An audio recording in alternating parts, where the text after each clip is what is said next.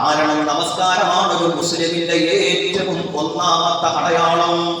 മുസ്ലിമിന്റെ ഏറ്റവും പ്രധാനപ്പെട്ട അടയാളം അവന്റെ പേരല്ല. പേര് അബൂബക്കറാവട്ടെ, ഉമറാവട്ടെ, ഉസ്മാനാവട്ടെ, അബ്ദുൽ ഖാദർ ആവട്ടെ, പേര് എന്ത് തന്നെയാണെങ്കിലും, നിന്റെ അഡ്രസ് എന്ത് തന്നെയാണെങ്കിലും, നീ ഏത് മഹല്ലിൽ അംഗത്വമുള്ളവരാണെങ്കിലും, ഞാൻ കേരളത്തിലെ പ്രമുഖമായ പ്രസിദ്ധമായ ഒരു ജമാഅത്തിലെ ഒരു അംഗമാണ് എന്ന്, ഞാൻ ഏറ്റവും വലിയ കുടുംബ തറവാട്ടിലുള്ള അംഗമാണ്, ഞാൻ സമ്പന്നനാണ്, എല്ലാവരും എന്നെ ബഹുമാനത്തോടെ ആദരവോടെ വിളിക്കുന്നുണ്ട്. പക്ഷേ എന്റെ സഹോദരങ്ങളെ, സ്നേഹത്തിന്റെ ഭാഷയിൽ ഞാൻ ഓർമ്മപ്പെടുത്തുകയാണ്, ഒരാൾ മുസ്ലിമാണ് എന്നതിന്റെ ഏറ്റവും പ്രധാനപ്പെട്ട അടയാളം ഈമാനിന്റെയും കുഫറിന്റെയും ഇടയിൽ വിശ്വാസവും അവിശ്വാസവും തമ്മിലുള്ള ബന്ധം, അതിന്റെ അടിസ്ഥാനം വിശ്വാസത്തിന്റെയും അവിശ്വാസത്തിന്റെയും ഇടയിൽ വേർതിരിക്കപ്പെടുന്ന പ്രധാനപ്പെട്ട ഘടകം അത് നമസ്കാരമാണ്.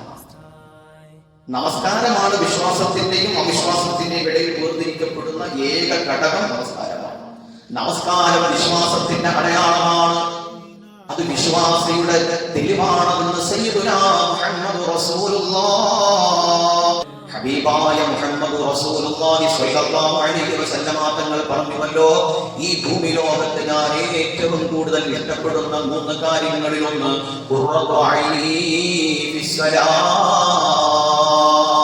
പരീക്ഷണങ്ങളുണ്ടായ പ്രവാചകൻ, വേദനകളുണ്ടായ പ്രവാചകൻ, ഉത്തരവാദിത്വങ്ങളുണ്ടായ പ്രവാചകൻ, കുടുംബനാഥൻ, സാമൂഹിക പരിഷ്കർത്താവ്, ലോകത്തിന്റെ ഗുരു, എല്ലാ മേഖലയിലും ഉദിച്ചു നിന്ന പ്രവാചകൻ പറയുന്നു, എനിക്ക് ഏറ്റവും ഇഷ്ടപ്പെട്ട കാര്യം ഖുർറത്തു ഐനി ഫിസ്സലാം. നമസ്കാരത്തിൽ എന്റെ കണ്ണ് കുളിർമയാവലാണ്. നമസ്കരിക്കുമ്പോൾ എനിക്ക് കിട്ടുന്ന ആനന്ദം, ആ ആനന്ദമാണ് എനിക്ക് ഏറ്റവും ഇഷ്ടം. ചിന്തിക്കും മുഅ്മിനീങ്ങളെ, ഇത് ലോകത്തിന്റെ പ്രവാചകന്റെ വാക്കുകളാണ്. ഈ വാക്കുകളാണ് സ്വഹാബത്തിനെ ജ്വലിപ്പിച്ചത്. ഈ വാക്കുകളാണ് പിൻഗാമികൾ മുഴുവനും അനുവർത്തനം ചെയ്തത്. ഒരിക്കലും നമസ്കാരം വിട്ടുകൊണ്ട് ദുനിയാവിന്റെ ലാഭങ്ങൾക്ക് പുറകെ പോകരുത്.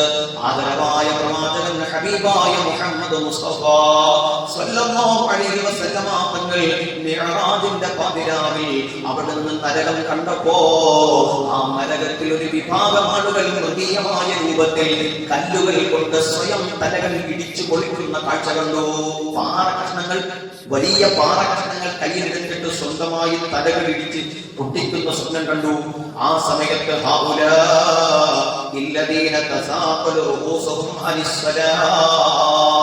ഹബീബായ നബി സല്ലല്ലാഹു അലൈഹി വസല്ലമ തങ്ങൾ സയ്യിദുനാ ജിബ്രീൽ അലൈഹിസ്സലാമിനോട് ചോദിച്ചു, ജിബ്രീൽ, ഈ രംഗം, ഈ വലിയമായ കാഴ്ച കണ്ടപ്പോ ഹബീബായ നബി സല്ലല്ലാഹു അലൈഹി വസല്ലമ തങ്ങൾ അവിടുത്തെ സഹാബത്തിനോട് പറഞ്ഞു, അവിടുത്തെ ഹബീബായ നബി സല്ലല്ലാഹു അലൈഹി വസല്ലമ തങ്ങൾ സയ്യിദുനാ ജിബ്രീൽ അലൈഹിസ്സലാത്തു വസ്സലാമിനോട് ചോദിച്ചു, ജിബ്രീൽ, ആരാണ് ആ വിഭാഗം?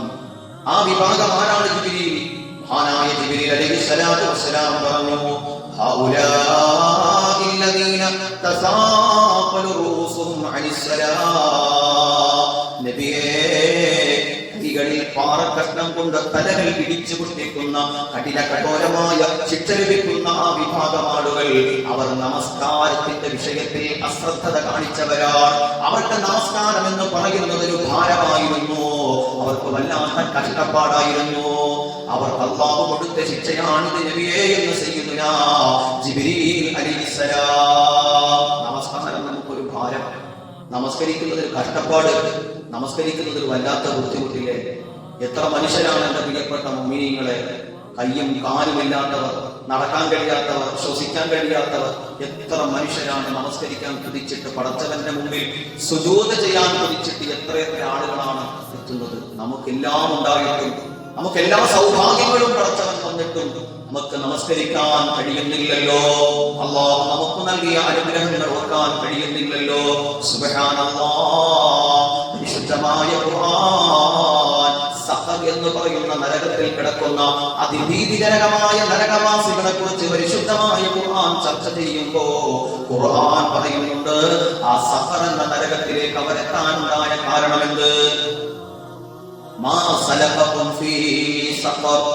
സഖർ എന്ന് പറയുന്ന നരകത്തിലേക്ക് ഈ നരകവാസികൾ എത്താനുണ്ടായ കാരണം ഖാലൂ ലം നകു മിനൽ മുസല്ലീൻ, ഞങ്ങളാരും നമസ്കരിക്കുന്നവരുടെ കൂട്ടത്തിൽപ്പെട്ടവരല്ല. നമസ്കരിക്കാൻ പോകുന്നവരൊരു പ്രത്യേക വിഭാഗം, അതൊക്കെ അവരുടെ ജോലിയാണ്, നമുക്കതൊന്നും ബാധ്യതയല്ല. നമ്മളിങ്ങനെ കുറെ പ്രവർത്തനമൊക്കെ ആയി, നമ്മളിങ്ങനെ ചിന്താവാദമൊക്കെ വിളിച്ച് ഇങ്ങനെ കൂടിയൊക്കെ കുടിച്ച് നമ്മളിങ്ങനെ ഒരു പ്രത്യേക രീതിയിൽ നമ്മളിങ്ങനെ നടക്കും. നമുക്കതൊന്നും ബാധ്യതയില്ല, ഇതൊന്നും നമ്മുടെ ബാധ്യതയല്ല, നമുക്കതിന് നേരമായിട്ടില്ല, അങ്ങനെയുള്ള പ്രായമായിട്ടില്ല. ഇതൊക്കെയാണ് നമ്മുടെ ചിന്ത. ഖുർആൻ പറയാണ് മാ സലഖതും ഫീ സഖർ, സഖർ എന്ന് പറയുന്ന നരകത്തിലേക്ക് അവർ പ്രവേശിക്കാനുണ്ടായ കാരണം, ആ സഖർ എന്ന അതികഠിനമായ നരകത്തിന്റെ തീക്ഷ്ണമായ ശിക്ഷകൾ അവർക്ക് മേലിറങ്ങാനുണ്ടായ കാരണം ഖാലൂ ലം നകു മിനൽ മുസല്ലീൻ, ഞങ്ങൾ നമസ്കാരക്കാരുടെ കൂട്ടത്തിൽപ്പെട്ടവരായിരുന്നില്ല. എല്ലാം ഉണ്ടായിരുന്നു, പക്ഷേ നമസ്കാരം മാത്രമില്ല. അങ്ങനെയല്ലേ, നമ്മളെല്ലാം ചെയ്യും, സാമൂഹികമായ സേവനങ്ങളും എല്ലാം ഉണ്ടാവും, എല്ലാം നമുക്കുണ്ടാവും. പക്ഷേ എന്തൊക്കെ തന്നെ ഉണ്ടെങ്കിലും, 1000 ഹജ്ജുണ്ടെങ്കിലും 10,000 ഉംറകളുണ്ടെങ്കിലും, 1000 ഹജ്ജുണ്ടെങ്കിലും 10,000 ഉംറകളുണ്ടെങ്കിലും, ലക്ഷോപലക്ഷക്കണക്കിന് രൂപകൾ സ്വതന്ത്ര കൊടുത്താലും, എന്ത് തന്നെ കർമ്മങ്ങൾ നിന്റെ കൈകളിൽ നിറഞ്ഞു നിന്നാ പോലും, എല്ലാം കൊണ്ടും ഈ സ്വർഗ കവാടത്തിന്റെ മുമ്പിലേക്ക് എത്തുമ്പോ നിനക്ക് നിശ്ചയിക്കപ്പെട്ട സ്വർഗത്തിന്റെ കവാടം തുറക്കുവാൻ അല്ലാഹു നിനക്ക് അനുവാദം നൽകുമ്പോ സുബ്ഹാനല്ലാഹ്, ആ സ്വർഗത്തിന്റെ കവാടം തുറക്കാൻ നിനക്ക് കഴിയുന്നില്ല. എന്തുകൊണ്ട്? മിഫ്താഹുൽ ജന്ന, സ്വർഗത്തിന്റെ കവാടം തുറക്കണമെങ്കിൽ ആ സ്വർഗ കവാടം തുറക്കാനുള്ള താക്കോൽ അസ്സലാ, അത് നമസ്കാരമാണെന്ന് സയ്യിദുനാ മുഹമ്മദ് റസൂലുള്ളാഹി